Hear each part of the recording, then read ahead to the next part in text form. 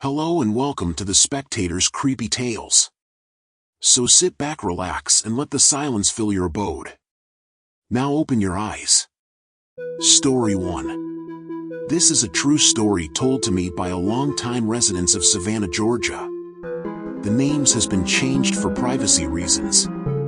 This terrifying encounter actually happened to my mother while she resided in the same boarding house where my father saw the tall man. This is entitled The Demon Dog, and it will be told in first-person singular. I remember like it was yesterday. This occurred between 1958 and 1959. My best friend Jeannie helped me to get my first apartment. I moved into a rooming house. I had to move out from my parents, and I was fortunate to get this room. I felt that I was an adult, and I wanted my own space. I worked at a car wash, had went through a divorce and returned to live in Savannah, Georgia. My dad wanted me to live with him, but circumstances had me to make an adult decision. I had previously been married and I felt liberty being out on my own. My best friend told me about a place, and I was fortunate to view it. The landlord made my rent affordable. Although I just had a bedroom and had to share a bathroom with the other tenants, having my own place gave me a sense of peace. By chance, the landlord told me that I can place my food items in the refrigerator that was shared by everyone. However, my father, who was grieved that I moved, purchased me a small refrigerator. I was doing great, and I decorated my room to my satisfaction. One evening when I had gotten in from work, I was exhausted and all I wanted to do was rest. So I laid across my bed. I didn't close my door completely because I was the only one home at that time. Indeed, I was living in a safe place, and I was familiar with all of the tenants that resided in the house. So being alone, I left my door ajar. I heard a noise, so I sat up in bed. I looked around, but I saw nothing. I stared into the dark hallway, and I saw movement. Thinking it was probably my landlord's cat, so I drifted off to sleep. I just wanted to rest, and I was glad to be home alone. I was awakened when I heard a growl. I humored myself by thinking that it just may be a stray dog outside. So I turned away from my door and tried to fall asleep again. The house had an eerie silence. Suddenly, I heard the sound again. It sounded like something, or someone was in the hallway. It was a little dark, but I could see what appeared to be movement again. It looked like someone was coming towards my room. I laid still. I couldn't move for some reason. As the thing got closer, I saw what it was.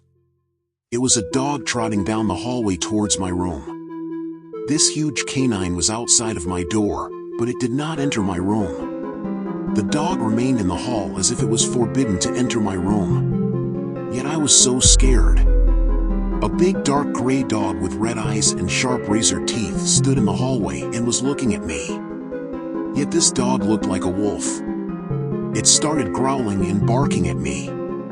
I thought to myself, Ms. Baxter didn't have a dog, and the tenants were not allowed to have any pets. So where did this dog come from?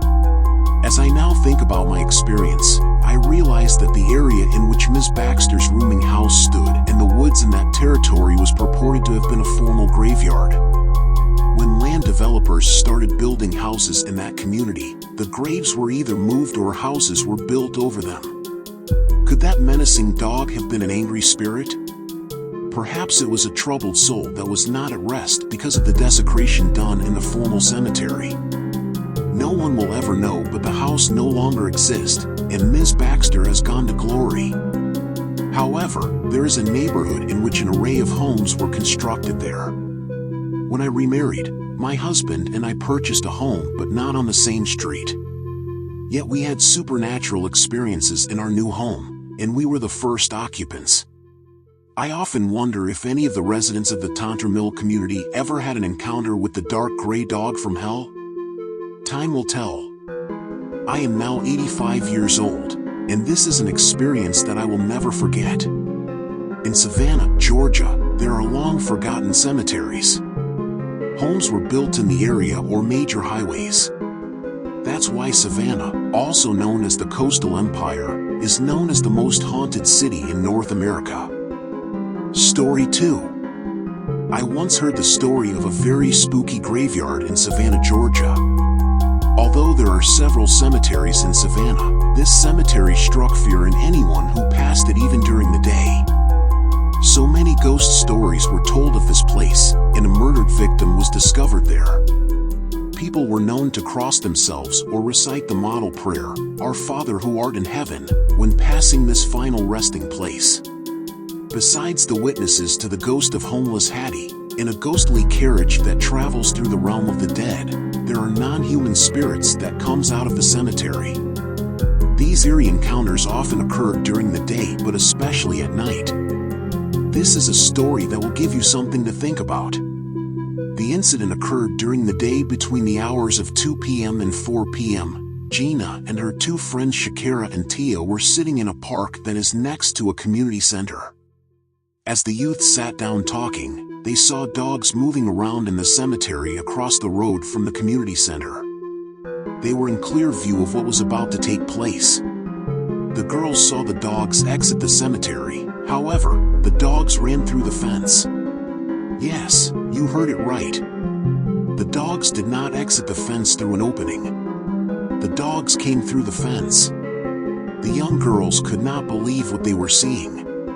They left the park and crossed the road to investigate the incident. They found the spot where the dogs exited the graveyard, and they noticed that there were no holes in the fence. There was no sign verifying that the dogs crawled under the fence either. This incident scared the girls, for they knew beyond the shadow of a doubt that they were witnesses to the ghost dogs of the graveyard. Some said that the dogs were not dangerous, for they ran away from humans. Yet others said that at night, the dogs were known to chase whoever crossed their paths. This pack of canines lived in the cemetery because no one owned them. Or could the canines be considered guardians of the eerie abode? So if you're walking down Ogeechee Road in Savannah, Georgia at night, and you see a stray dog, don't pet it. Run. Story 3.